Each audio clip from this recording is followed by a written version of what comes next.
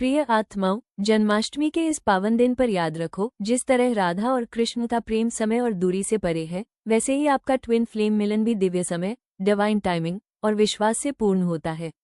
Reunion के बाद रिश्ते को जीने का सबसे सुंदर तरीका है समर्पण, धैर्य और ईश्वरीय प्रेम। राधा कृष्ण के प्रेम से हमें ये सीखने को मिलता है कि रियूनियन के बाद भी यात्रा समाप्त नहीं होती। ये सिर्फ शुरुआत है समर्पण, सेवा और दिव्या प्रेम की। राधा कृष्ण का रिश्ता हमें बताता है कि ट्विन फ्लेम्स का यूनियन सिर्फ पर्सनल हैप्पीनेस नहीं, बल्कि सामूहिक चेतना, कलेक्टिव कॉन्शियसनेस के अपलिफ्टमेंट के लिए होता है। रियूनियन के बाद दोनों को एक दूसरे की शक्ति का सम्मान करना होता है, जैसे राधा और कृष्ण ने एक दूसरे को दिव्या दर्जा दिया। इस जर्नी में भक्ति और श्रद्धा को सेंटर बनाना चाहिए, जैसे राधा कृष्ण का प्रेम आत्मा के स्तर पर शुद्ध और निष्काम था। रिलेशनशिप में हमेशा याद रखें, आपका प्रेम ईश्वर का प्रतिबिंब है, इसलिए इसमें सेवा, दया और समर्पण अनिवार्य है। राधा कृष्ण की डिवाइन लीला ट्विन फ्लेम्स के लिए एक प्रेरणा है कि रियूनियन के बाद उनका संबंध सिर्फ वर्ल्डली नहीं, बल्कि स्पिरिचुअल अपलिफ्टमेंट का मार्ग बने।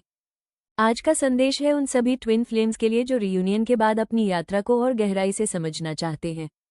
ट्विन फ्लेम रियूनियन केवल एक खुशियों भरा मिलन नहीं है, बल्कि यह एक बहुत बड़ा आत्मिक उत्तरदायित्व भी है। पहली गाइडलाइन, इनर वर्क कंटिन्यू करें। रियूनियन के बाद भी आपका हीलिंग प्रोसेस समाप्त नहीं होता। आपको अब भी अपनी चोटों, वुंड्स को देखना और उन्हें प्यार से ठीक करना होगा।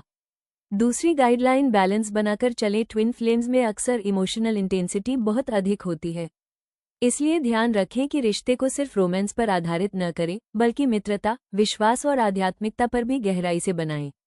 तीसरी गाइडलाइन, डिवाइन मिशन को याद रखें। ट्विन फ्लेम का असली उद्देश्य सिर्फ साथ होना नहीं, बल्कि मिलकर मानवता की सेवा करना है। चाहे आप प्रार्थना, सेवा या ज्ञान बांटने के रास्ते से जाएं, आपका काम है इस धरती पर प्रेम और प्रकाश फैलाना। चौथी गाइडलाइन, कम्युनिकेशन और ऑनेस्टी। रियूनियन के बाद ईमानदारी और खुलकर बात करना बहुत जरूरी है। कोई भी गलतफहमी या चुप्पी रिश्ते को फिर से डिस्टर्ब कर सकती है। पांचवी गाइडलाइन, ग्रैटिट्यूड प्रैक्टिस करें। हर दिन एक दूसरे के प्रति आभार व्यक्त करें। छोटे छोटे पलों की कद्र करें, क्योंकि यही डिवाइन यूनियन को मजबूत बनाते हैं। अंत में यही कहना चाहूंगी कि ट्विन फ्लेम रियूनियन कोई मंजिल नहीं, बल्कि एक नई शुरुआत है। इस सफर को प्यार, धैर्य और ईश्वर पर विश्वास के साथ आगे बढ़ाइए।